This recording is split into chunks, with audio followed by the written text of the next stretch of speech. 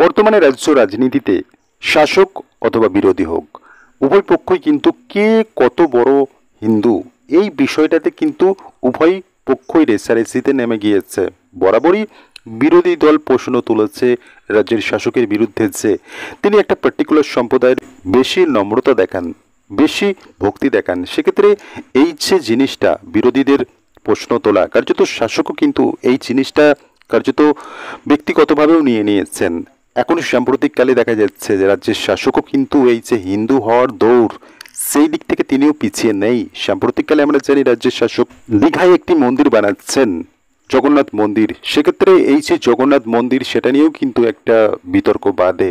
উড়িষ্যা সরকার কিন্তু সরাসরি এই জিনিসটাই আপত্তি জাহির করে।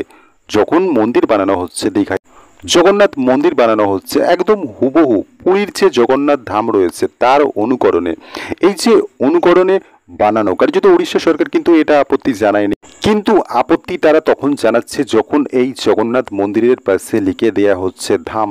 তো স্বাভাবিকভাবেই কিন্তু উড়িষ্যা সরকার এটার প্রতিবাদ করে, বা তারা বলতে চাইছে চারটে ধাম রয়েছে, হিন্দু শাস্ত্রে চারটে ধাম রয়েছে, সেই চারটে ধামের মধ্যে কিন্তু একটা হলো পুরীর ধাম। সেক্ষেত্রে ইচ্ছা করলেই কি কোনো রকম ধাম বানানো যেতে পারে? এটা নিয়ে কিন্তু প্রশ্ন তোলে উড়িষ্যা সরকার। আপনারা জানেন ইতিমধ্যেই এই যে দীঘার জগন্নাথ মন্দির সেটা উদ্বোধন করা হয়েছে, এবং এই যে মন্দিরের প্রসাদ সেটা রাজ্যব্যাপী বিতরণের একটা ব্যবস্থা করছে রাজ্যের শাসক।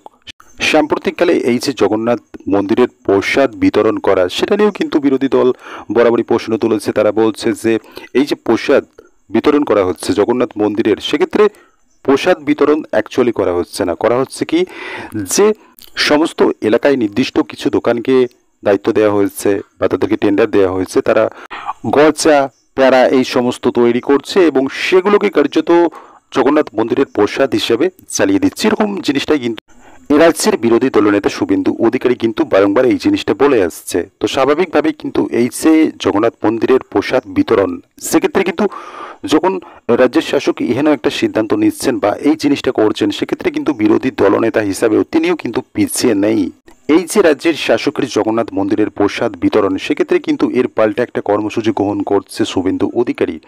পুরীর জগন্নাথ ধামের প্রসাদ বিতরণ করতে চলেছে শুভেন্দু অধিকারী, এমনটাই কিন্তু তিনি বলছেন।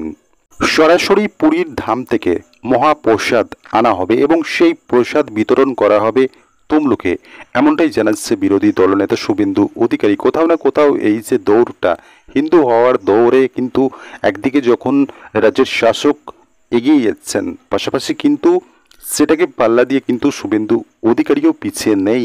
তিনিও কিন্তু এর পাল্টা কর্মসূচি হিসাবে বা এই যে প্রসাদ বিতরণ, তার পাল্টা একটা কর্মসূচি গ্রহণ করছেন শুভেন্দু অধিকারী। তিনি কিন্তু সরাসরি পুরী ধাম থেকে প্রসাদ আনছেন এবং সেই সমস্ত প্রসাদকে কিন্তু তিনি বিতরণ করার সিদ্ধান্ত নিচ্ছেন তমলুকে।